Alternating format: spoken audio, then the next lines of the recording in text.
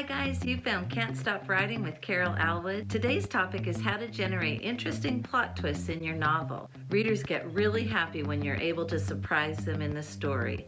And that's something that authors sometimes have to work really hard to do, is to find an interesting twist. So let's tackle that today. I'm going to give you 4 strategies for generating those interesting turns in your story. And if you stick around with me to the end, I'm going to give you a Bookstagram tip of the week and highlight 2 Bookstagrammers whose photos I really love. So let's get started.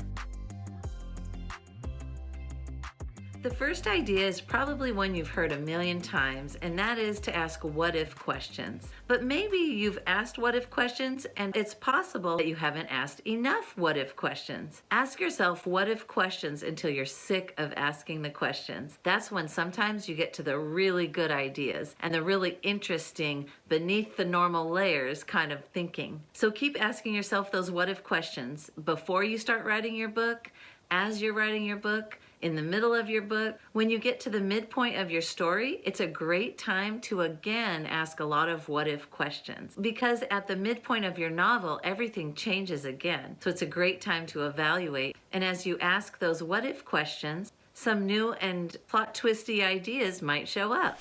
The second technique I'd like to tell you about is one I learned when I was teaching drama at a local high school. While teaching drama, I had to also oversee an improv team. And during improv, the actors' jobs are to come up with unique ideas, and they're supposed to build on each other's ideas. But they're taught not to take just the first idea that pops into their head. Oftentimes, the first idea that pops into our head is an obvious one, or maybe it's been used a lot. So they used a technique called thinking 3 steps out. So you think, if you're given a topic, you think of the first thing that comes to mind, and then you think of the next thing, then you think another step out from the idea you were given. So let's say that my first idea was eating tacos. So I need to take it a step out. So eating tacos makes me think of Mexico. So then my second idea would be Mexico. And Mexico makes me think of beautiful oceans. So that's my third idea out. So if I'm given the topic of tacos, I might go with the idea of oceans. So the idea is to build from your ideas, to go beyond just the obvious and mundane normal way of looking at a topic. And you can also try to take it 3 steps out in a more abstract way. I did that in quite a concrete way just to demonstrate. The third technique I'd like to tell you about is take a U-turn. If your ideas are going one way, take them the whole other direction. Do a 180 turn with your ideas. This will not only surprise the reader, but it will make it more interesting for you as the writer. Sometimes when I find myself bored because maybe the plan I made has become uninteresting to me, I will change the idea entirely and continue in a new direction. And that can be fun for the reader because it's unexpected, it can create a plot twist, and it can keep them turning pages and keep them excited about where the story's headed.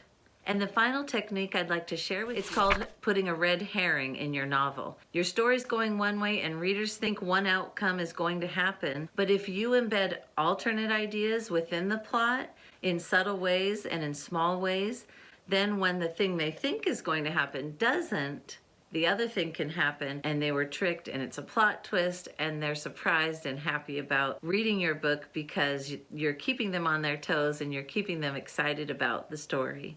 So those were the 4 techniques for creating plot twists in your novel. And now that you've stuck around to the end, I'm going to give you a Bookstagram tip of the day. The Bookstagram tip of the day I'd like to give you is use a variety of textures in your picture with colors that match your book. So let me show you some examples of Bookstagrammers of the week. The first Bookstagrammer of the week I'd like to tell you about is Nancy E. Wood.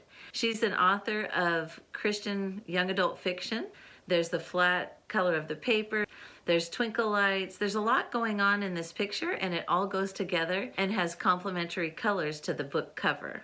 I'd also like to point out DC Merino, and you'll notice in this picture there's so much going on. There's the texture of her skin and the key, the texture of the leaves and the book and the shine on the metal and the shine on the glass. And even underneath is the texture of the table. In this Bookstagram photo, she's not showing you the book cover, she's showing you the inside of a book. But it's beautiful because it has so many different textures and colors.